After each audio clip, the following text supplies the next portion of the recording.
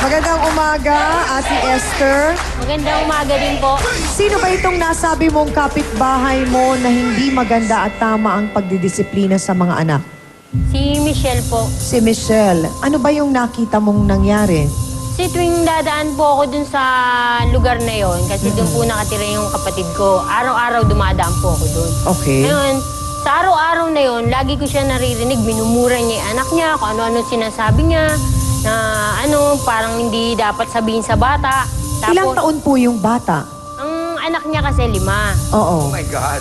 8, tsaka 5 taon, 3 taon, 1 taon, at saka baby. May baby pa siya ngayon. Yung mga yon, pag na parang aburido siya sa buhay niya, inaano niya sa mga anak niya. Ano yung pinakagrabing nakita mong nangyari? Ilang beses ko siya nakikita, pinapalo niya yung mga anak niya. Oo. Hindi lang naman yung isa eh. Ngayon, yung isa na yon, yung si Marimar, pag pinapalo niya yun, lagi doon sa may pintuan yun. Parang mingi na sa klolo lagi pag pinapalo niya. Isang beses, pagpalo niya, sinabihan ko siya. Sabi ko, ba't pinapalo mo yung anak mo? Tapos sabi, minura niya ako. Sabi niya sa akin, nangingailam ka? Sabi niya. Oh. Hindi na ako malis na lang ako. Yung isang magkasunod na araw, nakita ko siya, may hawak na siyang kawayan. Pinapalo Kawayan? Pinapalo niya yung anak niya. Sino sa mga anak niya? Yung magkasunod. Yung Marimar at saka yung isa. Ilang taon yung Marimar? 3 taon. Naku po, Tapos, patawarin. sinampal niya. Ngayon, kasabay ko yung kaibigan ko.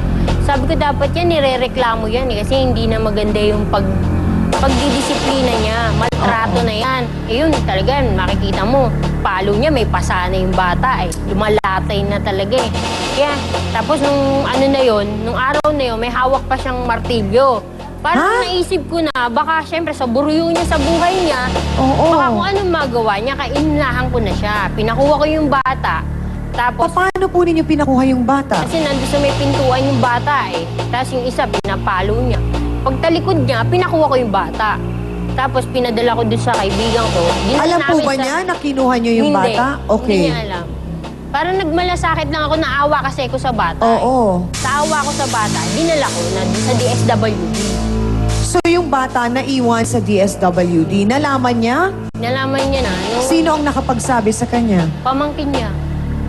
Yung anak ng kapatid niya. Okay. Nung nalaman niya, ano ang ginawa nitong si Michelle, kung hindi ako nagkakamali? Pinuntahan niya ako sa bahay. Okay. Wala ako noon. Mga anak ko lang na nandun.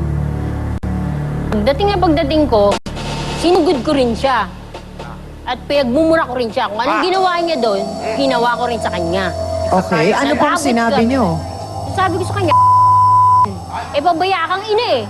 Dapat mo bang ganunin yung anak mo? Nag-aano ka, sasabihin mo, disiplina. Wala sa disiplina yun. Baka kung ano magawa mo, kaya ako lang inilalayo sa'yo yung anak mo.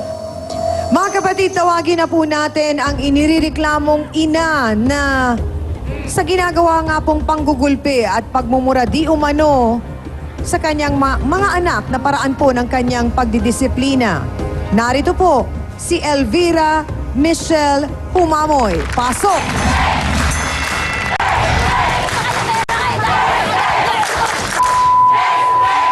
Wala sa buhay ko!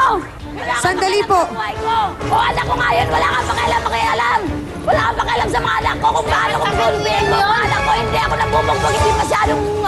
Hindi naman sa pambubugbog ginagawa ko para sa anak ko. Mga kapatid, ang lahat po ng paratang laban sa inang malupit di umano sa sarili niyang mga anak ay sasagutin na po niya sa pagbabalik po ng face to face. Yan lang sa'yo.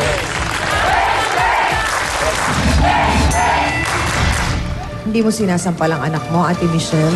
Sinasampal ko lang, hanggang dun lang, pero hindi... Minsan sinasampal mo. Pero- Ilang taon ang sinasampal Pero mo?